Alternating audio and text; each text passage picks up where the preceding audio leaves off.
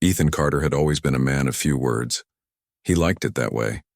Life in Seabrook, a small coastal town on the edge of nowhere, suited him just fine.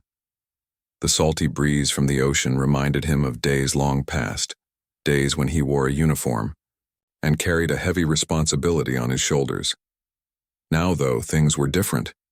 He owned a modest fishing boat named the Seahawk, worked hard every day to keep it running, and spent his evenings either fixing nets or helping out at his sister Laura's diner. It was simple. It was peaceful. And for the first time in years, Ethan felt like he could breathe. Laura ran the diner with a kind heart but a no-nonsense attitude. She called it Seabrook Bites, and it was the kind of place where everyone knew each other's name. The walls were decorated with old photographs of the town, faded postcards, and mismatched chairs that somehow fit together perfectly. People came not just for the food, but for the warmth they found there. Laura often joked that Ethan was her secret weapon because whenever she needed an extra hand, he'd show up without being asked. On this particular evening, Ethan finished tying down the last of his nets on the Seahawk. The sun was setting, painting the sky in shades of orange and pink. He paused for a moment, leaning against the railing, watching the waves crash gently against the dock. For all its simplicity, Seabrook had given him something he hadn't realized.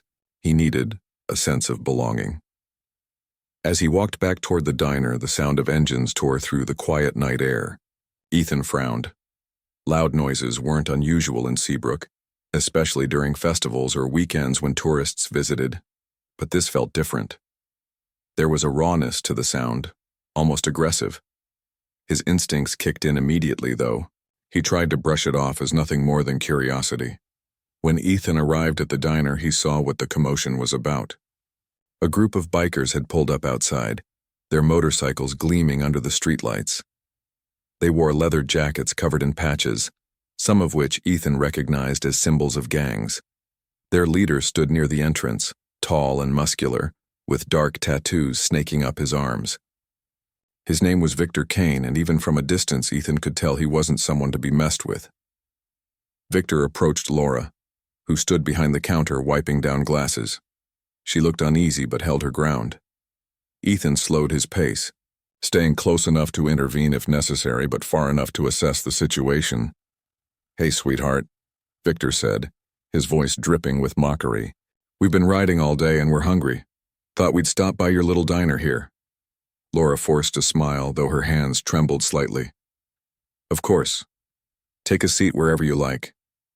Victor leaned closer, his tone shifting to something darker. "Actually, I was thinking maybe we could talk business instead. You see, my boys and I have been keeping an eye on this town, making sure everything runs smoothly. But running a place like this must get expensive, right?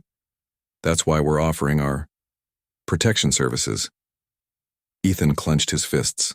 Protection services. This wasn't the first time he'd heard of gangs trying to extort money from small businesses, but seeing it happen right in front of him made his blood boil. Still, he waited, wanting to see how Laura would handle it. "I appreciate the offer," Laura said firmly, "but I don't need any protection. My brother takes care of me and so does the rest of the town." Victor smirked, glancing around at his gang members who laughed as if on cue. "Your brother, huh? Is that supposed to scare me?" Then his eyes landed on Ethan, who stood a few feet away, arms crossed over his chest. Well, look who decided to join us. You must be the famous brother." Ethan didn't respond right away. Instead, he stepped forward until he was standing between Victor and Laura. His presence alone seemed to command attention. Though he wasn't as large as Victor, there was something about the way Ethan carried himself, calm yet alert, that made people take notice. "You should leave," Ethan said evenly. "Now." Victor raised an eyebrow, clearly amused. "Or what? You gonna stop me?" For a moment, the tension in the air was palpable. Ethan locked eyes with Victor, his expression unreadable. Finally, he spoke again, his voice steady and cold. "I'm giving you one chance to walk away. Don't make me regret it." The laughter from the gang members died down. Even Victor hesitated, sensing that Ethan wasn't bluffing. After a long pause, he shrugged and signaled for his men to mount their bikes. Fine, tough guy, we'll go, for now. But don't think this is over. With that, the bikers roared off into the night, leaving behind a trail of dust and unease. Laura let out a shaky breath and turned to Ethan. "Thank you," she whispered. "But what are we going to do? They'll be back." Ethan placed a reassuring hand on her shoulder. "Don't worry about it tonight, I'll figure something out." Later that evening, after closing up the diner, Ethan sat on the porch of his small house overlooking the ocean. The events of the night replayed in his mind. He knew Victor and his gang weren't just passing through, they meant business. And while Ethan had hoped to leave violence and danger behind when he retired from the Navy SEALs, he also knew that sometimes trouble found you whether you wanted it or not. He reached for a photograph sitting on the table beside him. It was a picture of his old team taken during one of their final missions. Each face brought back memories, some good, some painful. Ethan missed those days sometimes, not because he missed the chaos, but because he missed the camaraderie, the shared purpose. Here in Seabrook, life moved at a slower pace, and most days that was exactly what he needed. But tonight, staring at the photo, he couldn't shake the feeling that his skills might be needed again sooner than he'd anticipated. The next morning, Ethan woke early, unable to sleep any longer. He went straight to the docks, hoping the rhythmic motion of working on the Seahawk would clear his mind. As he repaired a broken oarlock, he noticed someone approaching. It was Claire Bennett, an old friend who had recently returned to Seabrook after years of working as a private investigator in the city. Claire smiled as she approached. "Morning, Ethan. How's the boat holding up?" "It's fine," he replied, nodding in greeting. "What brings you here?" She hesitated before answering. "I heard about last night, those bikers causing trouble." Ethan sighed. Word traveled fast in a small town. "Yeah. They showed up at Laura's diner demanding protection money. I told them to leave, but they'll probably come back." Claire nodded thoughtfully. "You know who they are, right? The Iron Fangs. They've been moving into smaller towns along the coast, taking control bit by bit. Extortion, drugs, weapons, you name it." Ethan frowned. "Why hasn't anyone stopped them?" "They're smart," Claire explained. "They stay under the radar, avoid drawing too much attention. Most people are too scared to fight back."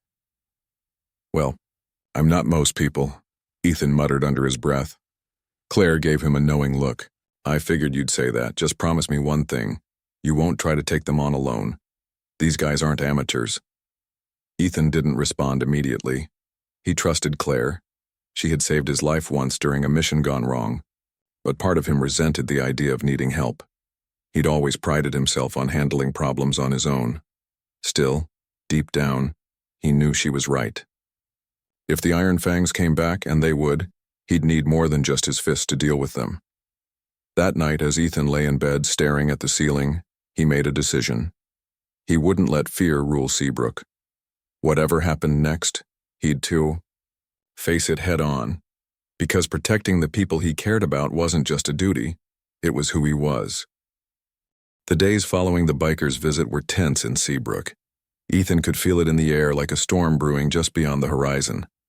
People whispered about the Iron Fangs when they thought no one was listening. Some feared what might happen next, while others tried to convince themselves that the gang would move on to another town. But Ethan knew better. Victor Kane wasn't the kind of man who backed down easily, especially after being challenged. Ethan spent most of his time working on the Seahawk, using the physical labor as a way to keep his mind sharp. Still, he couldn't shake the unease gnawing at him. He kept thinking about Laura and how vulnerable she was running the diner by herself. If the Iron Fangs decided to retaliate, she'd be an easy target. That thought alone made Ethan's jaw clench with determination. Claire stopped by the docks again later that week. She carried a folder under her arm, which she handed to Ethan without saying a word. He opened it and found pages filled with notes, photographs, and maps.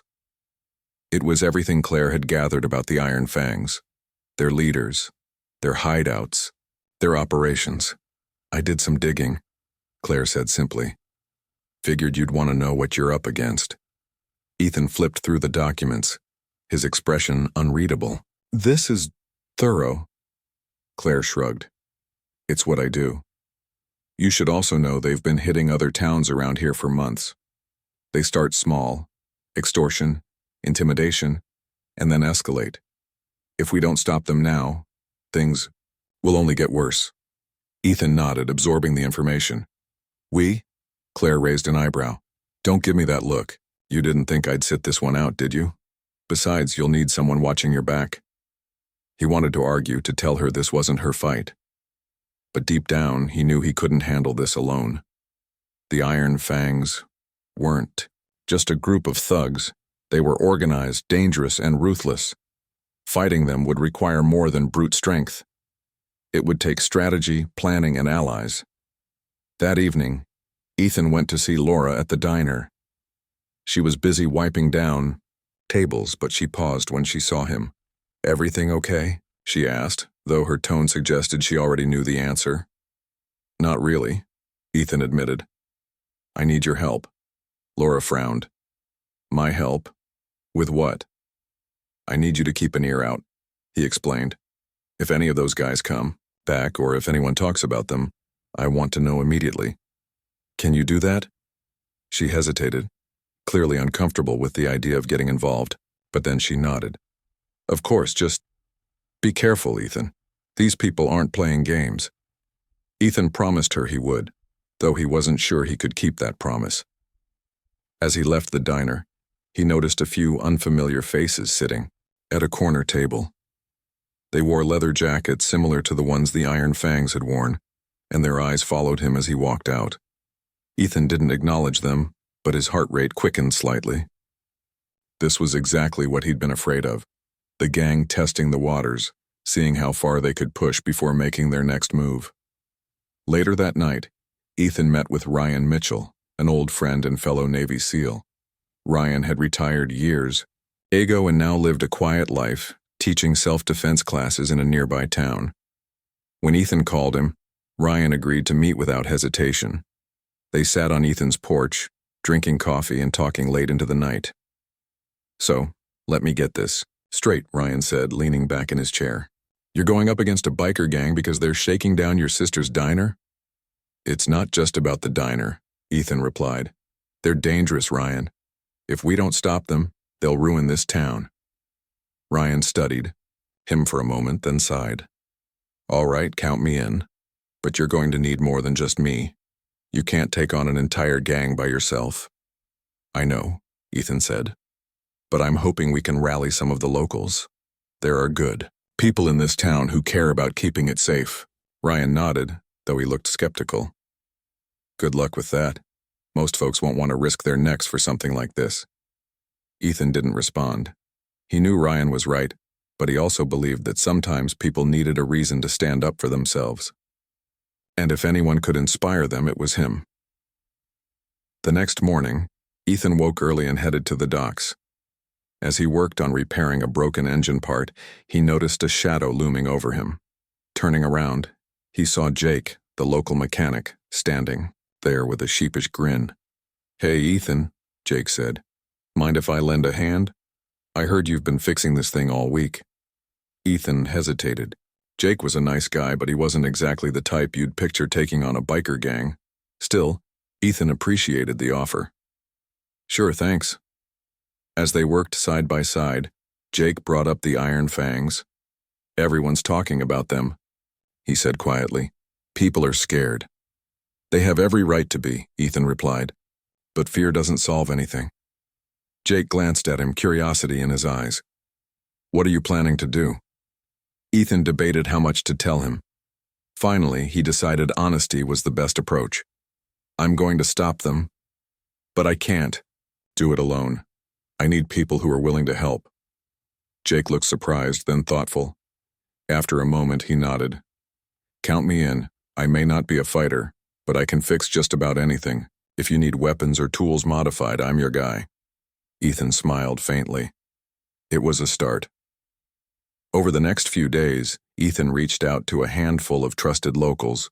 Mia, a sharpshooter who ran a hunting supply store, agreed to assist after hearing about the threat to the town. Her skills with a rifle were unmatched, and she promised to train anyone interested in learning. Even Laura stepped up, offering to use the diner as a meeting place where they could discuss plans discreet, away from prying eyes. Despite the growing support, Ethan couldn't shake the feeling that time was running out. Sure enough, the Iron Fangs struck again, not directly at Ethan but at something close to his heart. One night, as he returned home from the docks, he found the Seahawk vandalized. The hull was scratched, the nets slashed, and spray-painted. Across the side of the boat were the words, "Stay out of our business." Ethan stared at the damage, anger bubbling beneath the surface. He clenched his fists, forcing himself to stay calm. This wasn't just an attack on his property, it was a message. Victor Kane was sending a warning, daring Ethan to fight back. Instead of giving in to rage, Ethan took photos of the damage and sent them to Claire. She arrived within the hour, her expression grim as she examined the scene. "They're escalating," she said. "This means they're planning something big." Ethan nodded. "Then we need to be ready." Together, they began finalizing their strategy. Claire mapped out potential targets based on her research, while Ethan coordinated with Ryan, Jake, and Mia to prepare for whatever came next. They practiced combat drills in secret, honing their skills and building trust among the group. Though none of them had military training like Ethan and Ryan, they were determined to hold their own. As the days passed, the tension in Seabrook grew thicker. Ethan could see it in the nervous glances exchanged between neighbors, in the way shopkeepers locked their doors earlier than usual. The Iron Fangs had succeeded in instilling fear, but Ethan refused to let that fear win. He reminded himself why he was doing this, not just for Laura or the Seahawk, but for everyone who called Seabrook home. One evening, as Ethan stood on the porch overlooking the ocean, Ryan joined him. For a while, neither of them spoke. Then Ryan broke the silence. "You ever think about going back to the SEALs?" Ethan shook his head. "No. That life, it changes you.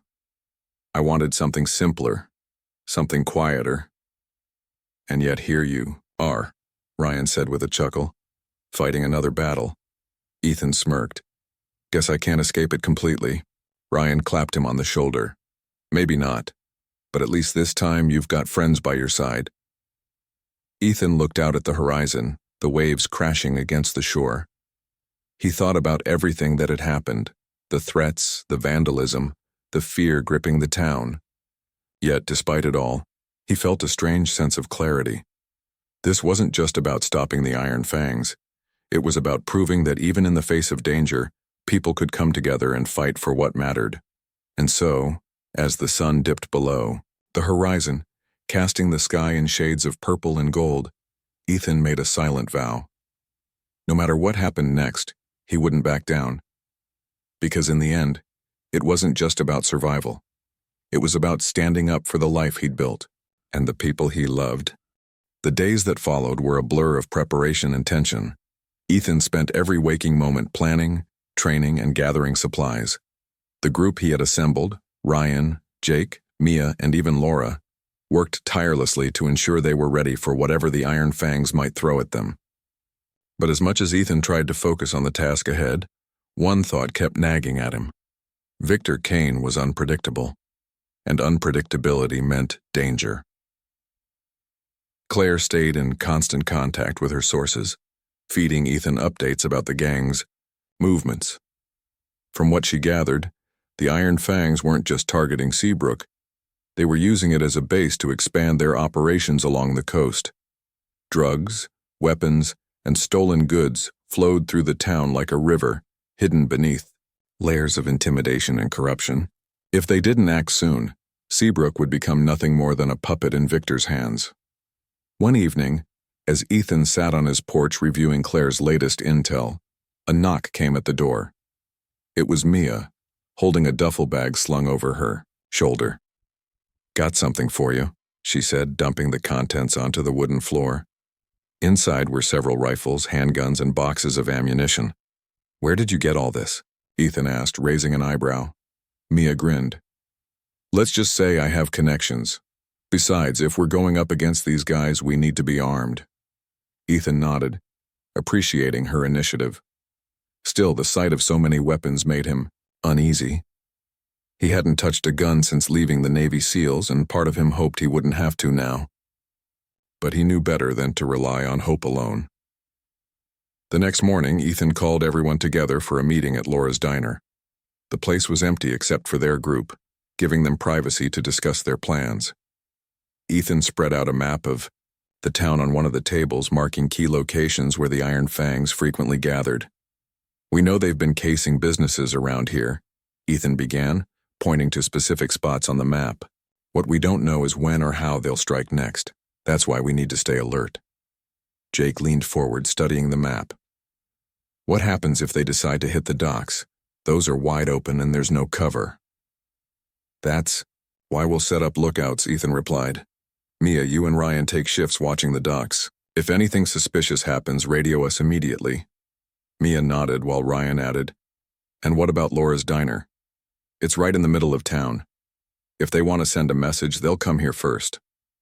Laura frowned, clearly uncomfortable with the idea of being targeted again. "I can handle myself," she insisted, "but I'll keep my eyes open." Ethan gave her a reassuring smile. "We won't let them hurt you, Laura. None of us will." As the meeting wrapped up, Ethan reminded everyone to stay cautious. "Victor's smart," he warned. "He won't make a move unless he thinks he has the upper hand. We need to be smarter." Later that night, Ethan received a call from Claire. Her voice was tense as she spoke. "They're planning something big. Word is they're expecting a shipment tomorrow night. Weapons, mostly. If we intercept it, we could cripple their operation." Ethan's mind raced. This was the opportunity they'd been waiting for, a chance to strike back before the Iron Fangs could solidify their grip on the town. But intercepting a shipment wouldn't be easy. The gang would be heavily armed, and any misstep could cost lives. "We'll need backup," Ethan said after a moment. "Do you know where the drop-off point is?" Claire hesitated. "An abandoned warehouse on the outskirts of town. It's isolated, which means they'll feel safe, but it also means reinforcements are far away." Ethan thanked her and hung up, already forming a plan. He gathered the team early the next morning, explaining the situation and assigning roles. Ryan and Mia would scout the area beforehand, ensuring they knew the layout and potential escape routes. Jake would stay behind to monitor communications and coordinate with anyone else who might be needed. Laura volunteered to keep watch at the diner, reporting back if anything unusual happened. By nightfall, the group was in position. Ethan and Ryan crouched behind a cluster of trees near the warehouse, binoculars in hand. Through the dim light, they could see several bikers unloading crates from a truck parked inside the building. Victor Kane stood nearby, barking orders. "This is it," Ethan whispered. "Let's move." The plan was simple. Create a distraction to draw some of the gang members away, then ambush those remaining. Ryan signaled to Mia, who fired a flare into the air. The sudden burst of light startled the bikers, causing chaos. Several of them ran outside to investigate, leaving only a handful guarding the warehouse. Ethan and Ryan moved quickly, slipping inside unnoticed. They took down 2 guards silently, confiscating their weapons. But as they worked their way deeper into the building, things went wrong. One of the bikers spotted them and raised the alarm. Within seconds, gunfire erupted, echoing through the cavernous space. Ethan ducked behind a stack of crates, returning fire with precision. Years of training kicked in, allowing him to stay calm under pressure. Ryan fought alongside him, covering his back as they pushed forward. Despite the odds, they managed to hold their ground, but the bikers had numbers on their side. More poured into the warehouse, surrounding Ethan and Ryan. Just as it seemed they were outnumbered and outgunned, a loud whistle cut through the noise. Moments later, Jake appeared at the entrance, shouting, "Over here!" Several bikers turned toward the sound, giving Ethan and Ryan the opening they needed. They sprinted toward the exit, dodging bullets as they went. Outside, Mia provided covering fire, forcing the gang members to retreat further into the warehouse. Breathing hard, Ethan regrouped with his team. "Good work," he said, though his tone was grim. "But we're not done yet." As they prepared to re-enter the warehouse, a figure emerged from the shadows. It was Victor Kane, flanked by 2 burly men. His face twisted into a sneer as he addressed Ethan. "You really think you can stop me? You're just one man." Ethan stepped forward, his expression cold. "Maybe, but I'm not alone."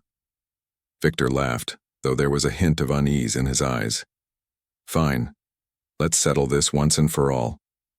Before either side could make a move, the distant wail of sirens filled the air. Police cars approached, rapidly, their flashing lights illuminating the scene. Someone must have tipped them off, likely Claire, Ethan realized. The arrival of law enforcement forced the Iron Fangs to scatter, abandoning their operation.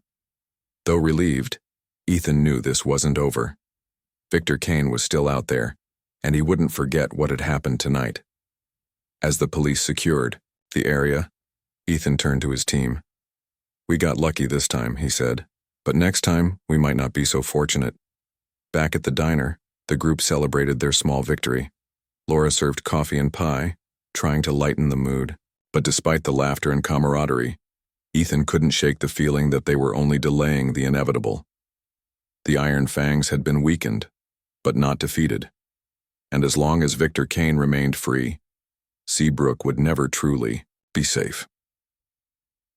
That night, as Ethan lay in bed staring at the ceiling, he replayed the events of the day in his mind. He thought about the risks they had taken, the lives they had put on the line. For the first time in years, he felt the weight of leadership pressing down on him. These people were counting on him, not just to protect them, but to guide them. And he couldn't afford to fail. With a deep breath, Ethan closed his eyes. Tomorrow would bring new challenges, new dangers. But for now, he allowed himself a moment of peace, knowing that he had friends by his side willing to fight for what was right. Together they had faced the storm, and though the battle was far from over, they had proven that even the smallest towns could stand tall against evil. The morning after the raid on the warehouse, Seabrook buzzed with quiet whispers. News of the confrontation spread quickly, though no one knew exactly what had happened. All anyone could confirm was that the police had shown up at an abandoned building late at night and arrested several members of the Iron Fangs. For the townspeople, it was a glimmer of hope, a sign that maybe, just maybe, they weren't powerless against the gang. But Ethan wasn't fooled. He knew better than to think this was the end. The Iron Fangs were like weeds. Cut one down and two more would grow in its place. Victor Kane was still out there, and Ethan doubted he'd take kindly to being humiliated. Worse yet, the raid had exposed their operation, forcing them into hiding for now, but also making them desperate. Desperation bred recklessness, and reckless enemies were the most dangerous kind. Ethan spent the day cleaning up the Seahawk, trying to focus on something other than the storm brewing over Seabrook. But his mind kept drifting back to the events of the previous night. They had won a small victory, yes, but at what cost? Every time they pushed back against the Iron Fangs, the stakes grew higher, and Ethan couldn't shake the feeling that Victor was planning something big, something personal. Claire arrived at the docks later that afternoon, her face pale and drawn. She carried another folder under her arm, but this time, she didn't hand it to Ethan immediately. Instead, she stood silently watching him work. "What is it?" Ethan finally asked, sensing her unease. She hesitated before speaking. "Victor's angry, really angry. My sources say he's blaming you for everything. The raid, the arrests, all of it. He wants revenge." Ethan sighed, setting down the wrench he'd been using. "I figured as much. What else did you find out?" Claire opened the folder and pulled out a map marked with red circles. "They've been moving around, staying off the grid. But I think I know where they're regrouping. An old lumber mill. Outside town. It's secluded, easy to defend, and close enough to strike if they need to." Ethan studied the map carefully. The lumber mill was surrounded by dense forest, which meant getting in undetected would be nearly impossible. Still, they couldn't afford to wait for Victor to make the first move. If they struck now, while the gang was still reeling from the raid, they might have a chance. "We'll need more people," Ethan said after a moment. "Ryan, Jake, and Mia can only do so much." Claire nodded.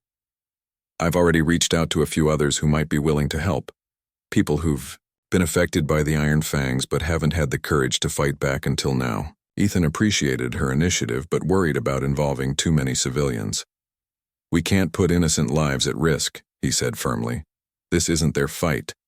"It is now," Claire countered. "These people are tired of living in fear. If we give them a chance to stand up, they'll take it." Reluctantly, Ethan agreed. Over the next few days, he met with several new volunteers, ordinary men and women who had seen enough of the Iron Fang's cruelty. Among them was Sam, a fisherman whose boat had been vandalized, Lucy, a nurse whose clinic had been threatened, and Ben, a mechanic who had refused to pay protection money. Each of them brought something valuable to the table, whether it was knowledge of the terrain or skills in logistics. Slowly but surely, Ethan began to see the makings of a real resistance. While the group prepared for their next move, Laura played a crucial role behind the scenes. Using the diner as a base of operations, she coordinated schedules, organized supplies, and kept morale high. Her calm demeanor and unwavering support became a source of strength for everyone involved. Even Ethan found himself relying on her advice more often than he cared to admit. One evening, as the team gathered at the diner to finalize their plans, Ryan spoke up. "We're going to need a diversion," he said. "Something to draw Victor and his crew away from the mill long enough for us to get inside." "I can handle that," Mia offered. "I'll set up some decoys near the edge of the forest. Smoke bombs, flares, that sort of thing. It should keep them busy for a while." Ethan nodded, liking the idea. "Good. Meanwhile, the rest of us will split into teams. One will secure the perimeter, another will search the mill for evidence, and a third will act as backup in case things go sideways." Jake raised his hand hesitantly. "What about me? I'm not exactly cut out for combat." "You're our eyes and ears," Ethan replied. "Stay here with Laura and monitor communications. Let us know if anything changes." As the meeting wrapped up, Ethan reminded everyone to stay vigilant. "Victor's smart," he warned. "He'll expect us to come after him. We need to be smarter." The night of the operation arrived, cold and moonless. The lack of light worked in their favor, cloaking their movements as they approached the lumber mill. Ethan led the main group while Mia slipped ahead to set up her decoys. When the first flare lit up the sky, the sound of engines roared in response. Several bikers sped off toward the distraction, leaving the mill guarded by only a handful of men. "Now," Ethan whispered, signaling for the team to move forward. They crept through the trees, sticking to the shadows as they reached the mill. Inside, crates of weapons and drugs lined the walls along with maps detailing future smuggling routes. Ethan snapped photos with his phone, knowing the evidence would be crucial for the authorities. But as they worked, the unmistakable rumble of motorcycles grew louder. "They're coming back," Ryan hissed. Ethan cursed under his breath. "Grab what you can and fall back." The team scrambled to gather as much evidence as possible before retreating into the forest. Gunfire erupted behind them as the Iron Fangs realized they'd been ambushed. Ethan and Ryan provided covering fire, allowing the others to escape. Just as they turned to follow, a voice boomed through the chaos. "Ethan Carter, you're a dead man." Victor Kane stepped into view, his face twisted with rage. In his hands, he held a shotgun aimed directly at Ethan. Without hesitation, Ethan dove behind a stack of crates, narrowly avoiding the blast. He returned fire, forcing Victor to take cover. "You don't want to do this," Ethan shouted, trying to reason with him. "It's over, Victor. Your gang's finished." Victor laughed bitterly. "You think a few raids and a couple of arrests are going to stop me? I built this empire from nothing, and I'll rebuild it again, starting with your precious little town." Ethan clenched his jaw, anger bubbling beneath the surface. He wanted nothing more than to charge at Victor and end this once and for all, but he knew better. Acting on emotion would only get him killed, and possibly doom the entire mission. Instead, he signaled to Ryan, who tossed a smoke grenade into the mill. As thick clouds filled the air, Ethan made his move, sprinted toward the exit. Bullets whizzed past him, but he didn't stop until he reached the safety of the forest. Back at the rendezvous point, the team regrouped, breathing heavily but alive. Ethan checked his phone, relieved to see the photos intact. "We got what we needed," he said. "Let's get this to the police." As dawn broke over Seabrook, the group returned to the diner, exhausted but triumphant. Laura greeted them with steaming mugs of coffee, her eyes shining with pride. "You did it," she said softly. "You really did it." Ethan shook his head. "Not yet. This isn't over. Not until Victor's behind bars." Though the battle had been won, Ethan knew the war was far from finished. The Iron Fangs were wounded, but not defeated. And as long as Victor Kane remained free, Seabrook would never truly be safe. Still, for the first time in weeks, Ethan allowed himself a small measure of hope. Together, they had proven that even the smallest towns could rise up against evil, and that gave him the strength to keep fighting. For now, though, he let himself rest, knowing that tomorrow would bring new challenges. But whatever came next, he wouldn't face it alone. The days following the raid on the lumber mill felt like a fragile calm after a storm. The Iron Fangs had gone quiet, their usual intimidation tactics replaced by an eerie absence. No bikes roared through the streets, no threats were made at local businesses, and no suspicious figures loitered in the shadows. For the people of Seabrook, it was both a relief and a source of unease.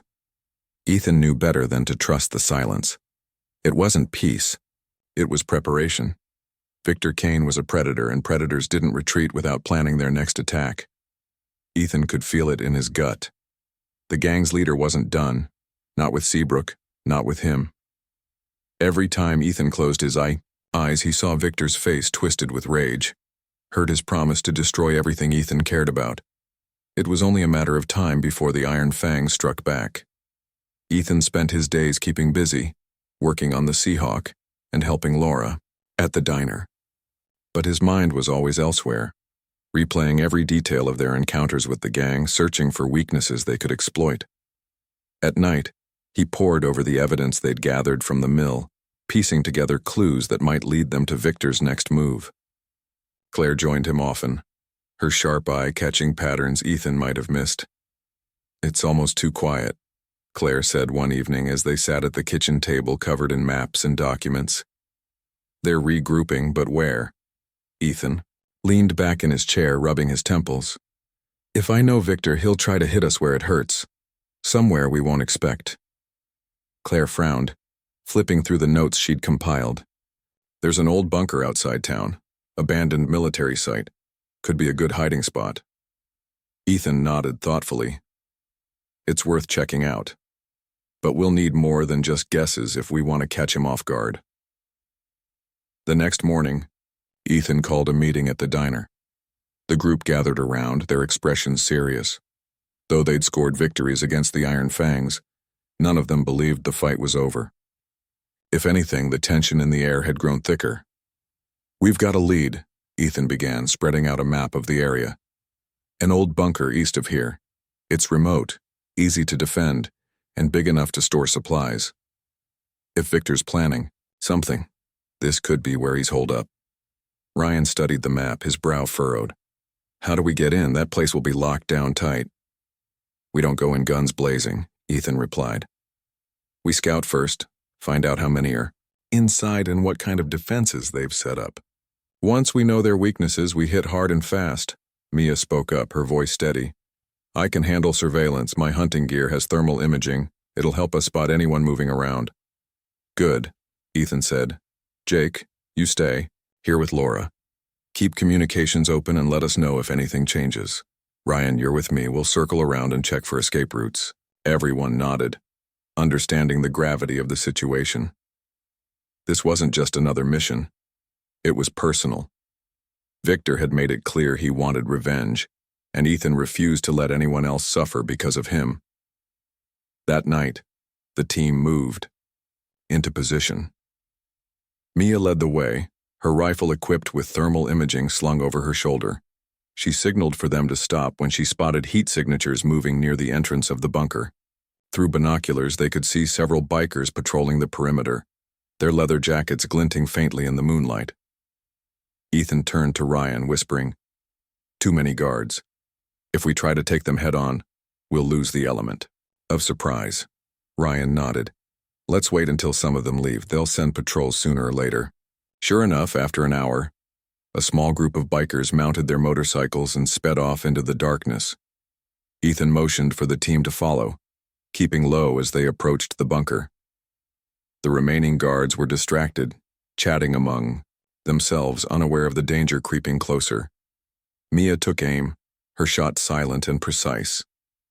One by one, the guards fell, incapacitated but alive. When the coast was clear, Ethan signaled for the others to move forward. They slipped inside, their footsteps muffled by the thick carpet of dust covering the floor. The bunker was dimly lit, its walls lined with crates and barrels. Ethan's heart sank as he realized what they contained. Not just weapons and drugs, but explosives. Victor wasn't just planning revenge, he was preparing for war. "This is bad," Ryan muttered, running his hand along a crate marked with hazardous symbols. "If these go off—" "They won't," Ethan interrupted sharply. "Not if we stop him." As they moved deeper into the bunker, they stumbled upon a makeshift command center. Maps, blueprints, and notes were scattered across a table, detailing plans for attacks on key locations in Seabrook, the docks, the diner, even the police station. Ethan clenched his fists, anger burning in his chest. Victor wasn't just targeting him anymore. He was going after everyone Ethan loved. Suddenly, voices echoed down the corridor. Ethan signaled for the team to hide, pressing themselves against the wall as two bikers entered the room.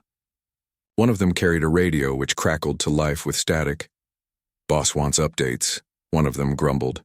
"Says we gotta be ready to move tomorrow night." Tomorrow night. Ethan's stomach churned. They were running out of time. Once the bikers left, Ethan turned to Ryan and Mia. "We need to get this information to the police, and fast. If Victor carries out his plan, the whole town's in danger." Mia nodded. "I'll grab whatever intel I can carry. You two cover me." While Mia gathered documents and photos, Ethan and Ryan kept watch, listening for any signs of movement. Just as they were about to leave, the sound of footsteps grew louder. Dozens of them. "They know we're here," Ryan whispered urgently. Ethan cursed under his breath. "Fall back. Now." They retraced their steps, moving as quickly and quietly as possible. But before they could reach the exit, the lights flickered on, blinding them momentarily. Standing in the doorway was Victor Kane, flanked by a dozen armed men. "Well, well," Victor sneered, his voice dripping with malice. "Look who decided to pay me a visit." Ethan stepped forward, shielding Mia and Ryan. "Call off your dogs, Victor. It's over." Victor laughed, a cold, hollow sound. "Over? Oh no, Ethan, this is just the beginning." Without warning, gunfire erupted. Ethan dove behind a stack of crates, returning fire with precision. Ryan and Mia followed suit, creating enough chaos for them to make a break for the exit. Bullets ricocheted off metal surfaces, filling the air with deafening noise. "Go!" Ethan shouted, pushing Mia toward the door. "I'll hold them off." "No way!" Ryan snapped, refusing to leave his side. "We stick together." Ethan didn't argue. Together, the three of them fought their way out of the bunker, emerging into the cool night air. Behind them, the Iron Fangs gave chase, their engines roaring like thunder. Ethan glanced back, his jaw tightening. They couldn't outrun them forever. "Split up," he ordered. "Meet back at the diner." Mia hesitated, but obeyed, disappearing into the forest. Ryan stayed close to Ethan as they raced toward the docks, hoping to lose their pursuers in the maze of boats and warehouses. But no matter how fast they ran, the bikers stayed hot on their trail. Finally, they reached the Seahawk, hidden among the shadows of the pier. Ethan climbed aboard, starting the engine as Ryan untied the ropes. With a roar, the boat surged forward, cutting through the water like a blade. The bikers skidded to a halt at the edge of the dock, shouting curses as they watched their prey escape. Back at the diner, the rest of the team waited anxiously. When Ethan and Ryan arrived, battered but alive, Laura rushed to them, her eyes wide with worry. "Are you okay?" Ethan nodded, though his expression remained grim. "We need to act fast. Victor's planning to attack the town tomorrow night. Explosives, weapons, he's got everything he needs." Claire stepped forward, holding a phone. "I've already contacted the police. They're sending reinforcements, but they won't get here in time." Then we'll hold them off ourselves, Ethan said firmly. We've come too far to let them win now. The group worked tirelessly through the night, fortifying the diner and setting traps along the main roads leading into town. They knew they couldn't match the Iron Fang's numbers, but they had something the gang didn't: unity. Every person in Seabrook had a role to play, whether it was guarding entrances, relaying messages, or tending to the wounded. As dawn broke, Ethan stood on the porch of the diner, staring out at the horizon. He thought about all they had endured: the fear, the sacrifices, the moments of doubt. Yet here they were, standing together, ready to face whatever came next. Victor Kane would come, and when he did, Ethan would be waiting. Not just for himself, but for Laura, for Ryan, for everyone who called Seabrook home, because in the end it wasn't about winning or losing. It was about protecting the people you loved and proving that even in the darkest times, hope could shine through. And so, as the sun rose over Seabrook, Ethan prepared for the final battle, knowing that no matter the outcome, he wouldn't face it alone. The night of the final battle arrived, cloaked in darkness and tension. The streets of Seabrook were eerily quiet, as if the town itself was holding its breath. Ethan stood on the porch of Laura's diner, his eyes scanning the horizon for any sign of movement. The plan was simple: hold the line until reinforcements arrived, but everyone knew it wouldn't be easy. Victor Kane wasn't just coming to fight, he was coming to destroy. Inside the diner, the team prepared nervously. Ryan checked their weapons one last time, while Mia adjusted her rifle scope, ensuring it was ready for action. Jake sat at a table with a radio, listening intently for updates from scouts posted around town. Laura moved quietly between them, handing out cups of coffee and offering words of encouragement. Though fear lingered in the air, there was also a sense of determination. This was their home, and they weren't going to let anyone take it from them. Ethan stepped back inside, his expression calm but resolute. "Everyone knows what to do," he said firmly. "Stay sharp, stay safe, and remember, we're not fighting alone." As the clock ticked closer to midnight, the first sounds of engines broke the silence. Headlights pierced through the darkness, illuminating the edges of town. The Iron Fangs had arrived. Victor led the charge, his bike roaring like a beast unleashed. Behind him, dozens of bikers formed a menacing convoy, their leather jackets glinting under the dim light. They stopped just outside the diner, revving their engines as if daring the defenders to make the first move. Victor dismounted, his face twisted into a cruel smile. "Come out, Ethan," he shouted, his voice carrying across the empty streets. "Let's finish this." Ethan didn't respond immediately. Instead, he signaled for Ryan and Mia to take positions near the windows, while Jake monitored communications. When Victor's taunts grew louder, Ethan stepped onto the porch, his hands resting casually on his hips. "You want me?" Ethan called back, his voice steady. "Here I am." Victor laughed bitterly. Brave words for a dead man. Before either side could act, a loud explosion rocked the ground. One of the traps set by the team had been triggered, sending several bikers sprawling into the dirt. Chaos erupted as the gang scrambled to regroup, firing blindly into the shadows. Ethan ducked back inside, shouting orders. "Now," he yelled. "Hit them hard." From hidden vantage points, the townspeople opened fire. Shots rang out from rooftops, alleys, and behind barricades, forcing the Iron Fangs to retreat. Victor cursed, barking commands to his men. But the ambush had thrown them off balance, giving Ethan and his team the upper hand. For now. Mia's aim was deadly accurate, picking off key targets without hesitation. Ryan provided covering fire, allowing others to reposition safely. Inside the diner, Laura and Jake worked tirelessly to keep everyone supplied with ammunition and medical supplies. Despite being outnumbered, the resistance held firm, their familiarity with the terrain giving them an edge. But the Iron Fangs weren't ordinary criminals. They were seasoned fighters who adapted quickly. Within minutes, they began launching counterattacks, using smoke grenades and flares to obscure their movements. Victor rallied his remaining forces, directing them toward the diner. "They're coming!" Mia shouted, reloading her rifle. "Ethan, nodded, gripping his weapon tightly. "Hold your ground." As the bikers closed in, the battle intensified. Bullets ricocheted off walls, glass shattered, and shouts filled the air. Ethan fought fiercely, taking down multiple adversaries with precision and skill. His years as a Navy SEAL came flooding back, guiding every move he made. Still, even he couldn't deny the odds stacking against them. Just when it seemed like the tide might turn in favor of the Iron Fangs, a new sound split the night. The distant wail of police sirens. Reinforcements had finally arrived. Victor froze, his confidence faltering. "What the hell is that?" "It's over, Victor," Ethan said, stepping forward. "Your game's up," Victor snarled, raising his gun. "Not until you're dead." The two men charged at each other, crashing together in a brutal struggle. Victor was larger and stronger, but Ethan's training gave him the advantage. They exchanged blows, each punch landing with bone-crushing force. Blood trickled from a cut above Ethan's eyebrow, but he ignored the pain, focusing solely on survival.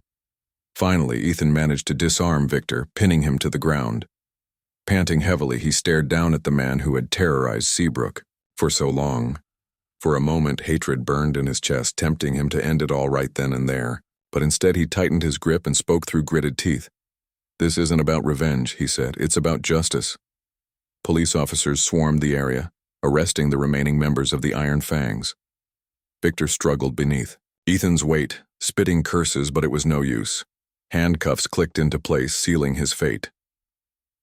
As dawn broke over Seabrook, the battle came to an end. Exhausted but victorious, the townspeople emerged from their hiding places, embracing one another with tears of relief. The streets were littered with debris, but the spirit of the community remained unbroken. Ethan walked back to the diner where Laura waited anxiously. She threw her arms around him, hugging him tightly. "You did it," she whispered.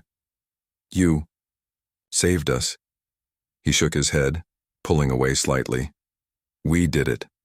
All of us." Over the next few days, life slowly returned to normal, or as close to normal as possible after such a harrowing ordeal. The authorities confiscated the weapons and explosives found in the bunker, dismantling the Iron Fangs operation once and for all. Victor Kane and his lieutenants were taken into custody, their reign of terror officially over. Ryan decided to stay in Seabrook longer than he'd planned, opening a martial arts studio to teach self-defense to the community. Never know when. These skills might come in handy again, he joked, though his tone carried a note of seriousness. Claire continued her work as a private investigator, occasionally collaborating with Ethan on cases that required her expertise. Her research had proven invaluable during the fight, and Ethan made sure to thank her properly. "Couldn't have done it without you," he admitted one evening as they shared a quiet meal at the diner. Jake and Mia became local heroes, celebrated for their bravery and quick thinking. Jake started volunteering at the community center, helping kids learn basic mechanics, while Mia offered free hunting lessons to anyone interested. Their contributions hadn't gone unnoticed, and the town embraced them as family. Laura reopened the diner, which now served as a gathering place for everyone involved in the fight against the Iron Fangs. She added a special section to the wall, displaying photos and memorabilia from the battle. "So we never forget what we went through," she explained, her voice filled with pride.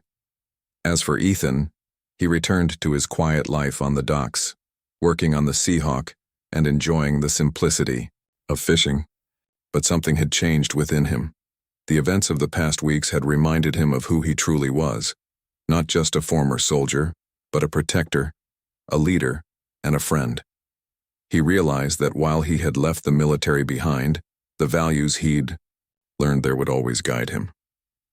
One evening, as Ethan sat on the porch overlooking the ocean, Ryan joined him. For a while, neither of them spoke, content to watch the waves crash against the shore. Finally, Ryan broke the silence. "You ever think about going back?" he asked. "To the SEALs, I mean." Ethan shook his head. "No. That chapter's closed. But maybe this is my new mission, to protect the people I care about right here in Seabrook." Ryan smiled, clapping him on the shoulder. Sounds like a good mission to me.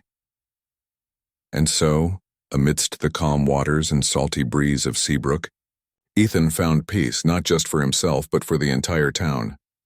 Together they had faced unimaginable danger and emerged stronger because of it. The scars of battle would fade with time, but the bonds they forged would last forever. For Seabrook, the storm had passed. And though the future remained uncertain, one thing was clear: as long as they stood together, they could overcome anything.